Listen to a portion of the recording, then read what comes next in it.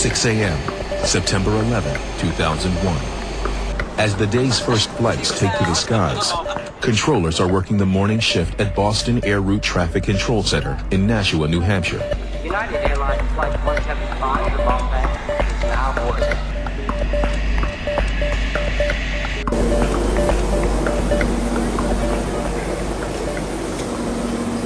Good luck.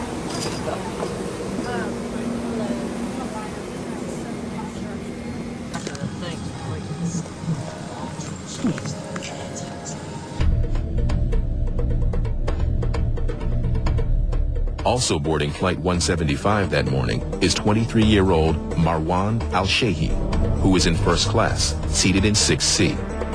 For Al-Shehi, this will be anything but a routine flight. Marwan Al-Shehi places a call at Logan Airport to the other hijacking team, which was headed by Mohammed Atta. Non-stop service to Los Angeles. هنطير دلوقتي كله تمام كل شيء تمام يا هاني. الله أكبر. الله أكبر. I think the purpose of the phone call was to let Atta know that Shehi was in position and ready to go. Well, Mohammed Atta was also flying to Los Angeles that morning from Boston's Logan Airport, but he was aboard a different flight, Flight American 11, which was scheduled to leave like 175 around 8 o'clock that morning. Al-Shehi and his 4 companions passed through security without incident.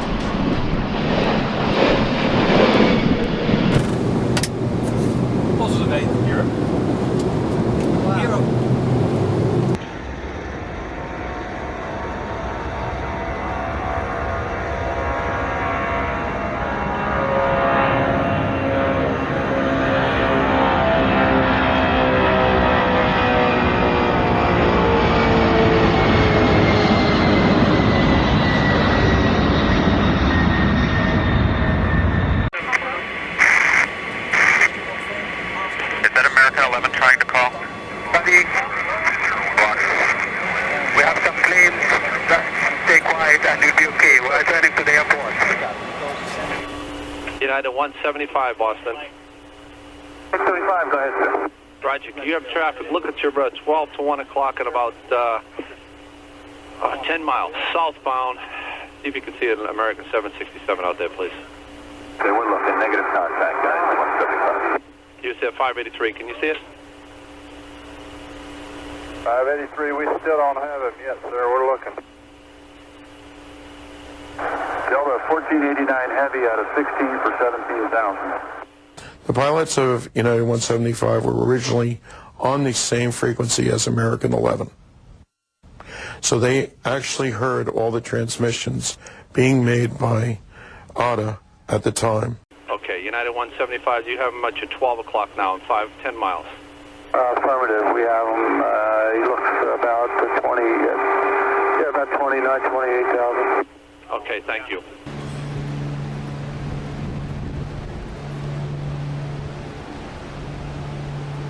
The doors open up and I'm about to leave, get out of the elevator that is, and the security guard says, "Where are you going?" I said, "Well, I'm going home." "No, your building is safe, it's secure, go back to your office." The doors are closing, nobody is coming out of the elevator, and Manny Gomez is holding on one side of the door, Jack Antriacchio on the other side of the door. "Come on, stand a man. You're not scared to go back up." And I'm still not sure why I should be scared up to this point.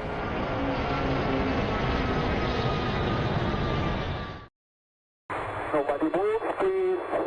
Going back to the airport. Don't try to make any stupid moves.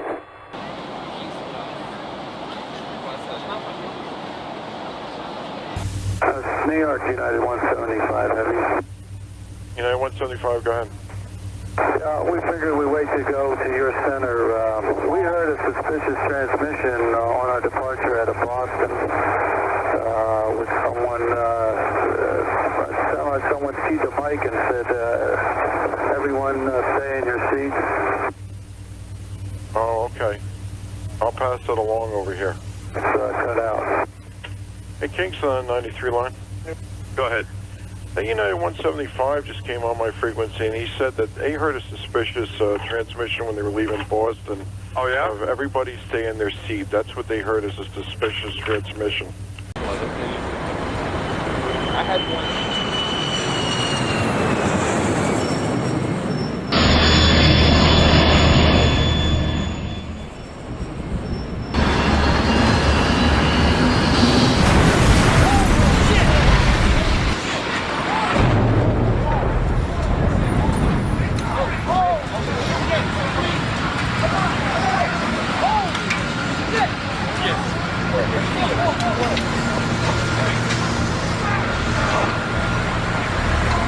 it expects to meet earnings targets for the current quarter. But the world's largest mobile phone maker is warning that third quarter sales will be about 5% below the year-ago level.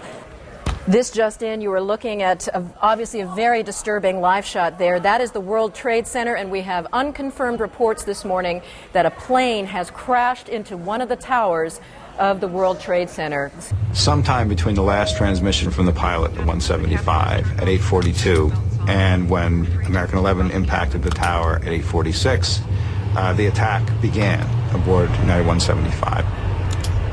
Bonnie Hamid and El Sherry, as soon as the light went off, the seatbelt sign went off, they were up and in the cockpit before anybody knew what was going on.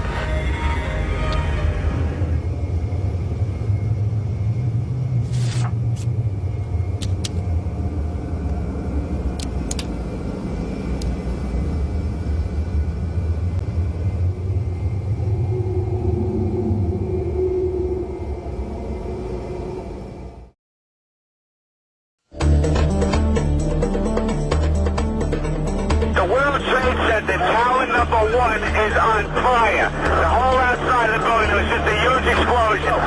Engine 1 out, World Trade Center, 1060. Send every available ambulance, everything you got to the World Trade Center now. Just so you know, this is confirmed. This is confirmed.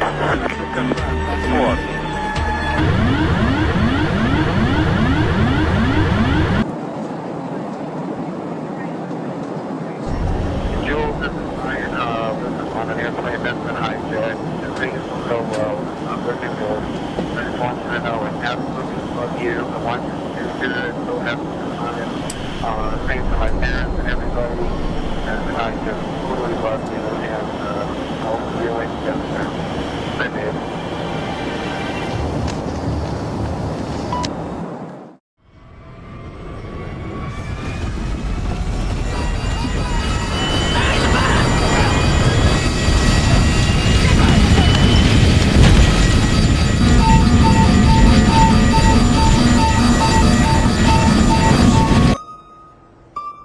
At 9:03 a.m., Peter Hansen is still on the phone with his dad.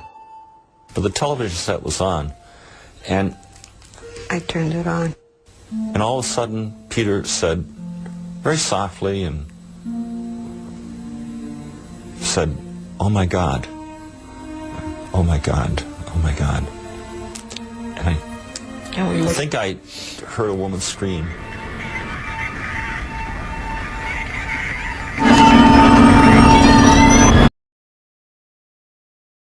I walk back into the office. I'm standing up. The phone is ringing. A young lady from Chicago. Stan, get out. Get out for what? Stan, we don't have the time. Please, Stan, please, get out, get out. And I'm still not sure why. I should, Stan, you're not logged on the computer. You're not watching the monitor. Come on, Stan, go, go, go. And assuring her that, look, I'm fine. You got to tell me why, then I'll go. I'm standing up, looking, and somehow or the other, I just looked towards the Statue of Liberty, that direction. And what I saw is a giant plane coming towards me. I left eye contact. So fast this is happening, and your mind is going so fast. And all I can remember doing is, Lord, I can't do this, you take over. And I can still in my head now hear that sound, that revving sound this engine is making as this plane is coming towards me. Last minute before I dove under the desk, I saw the plane starts tilting.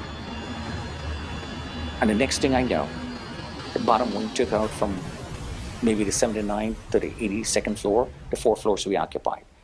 And I'm in that big orange glow. Upon impact, the floor above me collapsed. Looks like a giant wrecking ball came and ripped the entire place apart. It looks like somebody took a giant bag of cement, just threw it in the air. A huge chunk of the plane is stuck in the office doorway, probably 20 feet from where I was under the desk. The only desk that stood firm was the one that I'm hiding under. Everything else was totally demolished. Holy shit! Another plane just hit me. The engine just fell over there.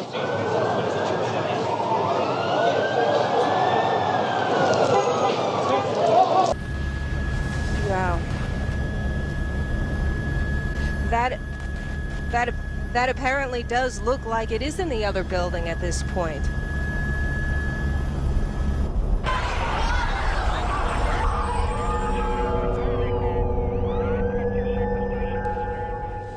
Vasquez was on TWA Flight 3. It took off from JFK on September 11th, destined for St. Louis. I thought we were going to crash. Vasquez remembers seeing an aircraft next to them as they approached the Twin Towers. And so like this really shiny object, and then it would just like drop and disappear, and it was like out of control. It just go down and up. He later learned he was looking at United Airlines Flight 175, the Boeing 767 that hijackers crashed into the South Tower. ABC News reported TWA Flight 3 got so close, New York air controllers told the pilot to take evasive action to avoid a collision. He either went under or he went to the side or whatever it was. All I know is that we went with the plane just like tilted because it went to the side.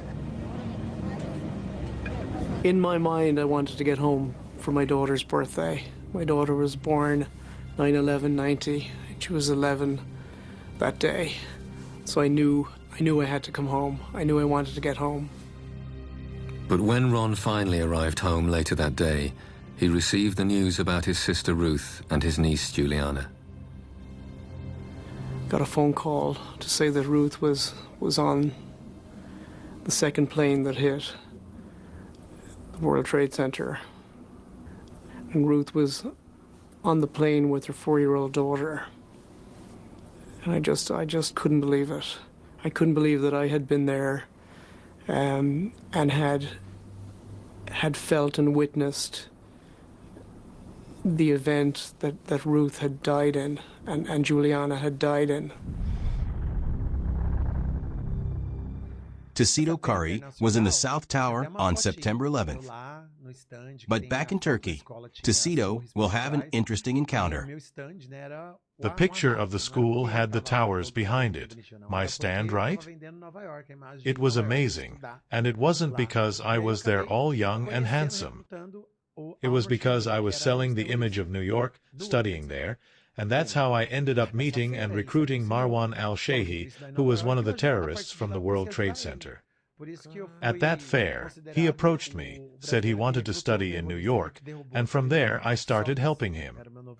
That's why I was considered the Brazilian who recruited the terrorist who brought down the Twin Towers. That's all right? That was my new title.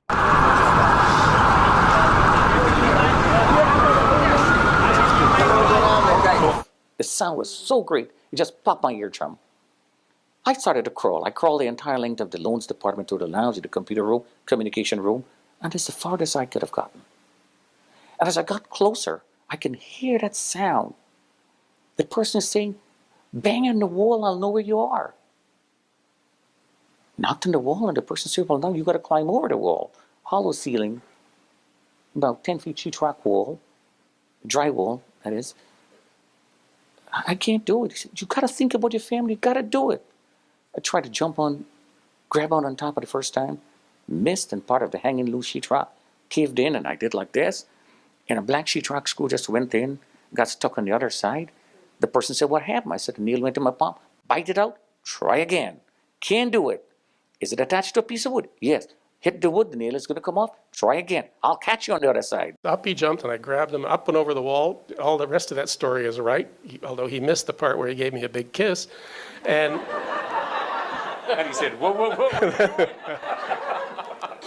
We dug our way through rubble to about the 74th floor. And see, these are the details that this man seems to forget, understandably. I mean, he saw a plane and explosion. I knew I was fine the whole time. And then we got down, ran to Trinity Church. That's where Stanley stopped, full turn around, and said, "I think that tower's coming down." And that's when I, with my engineering degree, said, "There's no way, that's a steel structure." And then wiggle, wiggle, boom. And we ran to 42 Broadway, and that's where the wave of smoke caught up to us. That's where we got to know each other, and we were able to stay in contact ever since. Some images with zoom, not many people jumping. I only decided to distance myself from the building where people started jumping because that's when it started. It's mentally difficult because I don't know how to deal with death. I have this problem. I'm not a person prepared for it. And then there was this shock. Then a plane came in. Then it shook. Then a lot of bloody people came. Then you see people jumping. And I thought, I started to distance myself a little from the building, but not too far, distanced where I could see some things, and I wasn't getting too heavy. And I kept getting heavier until the towers fell, which was the first tower that fell. The second tower that was hit was the first.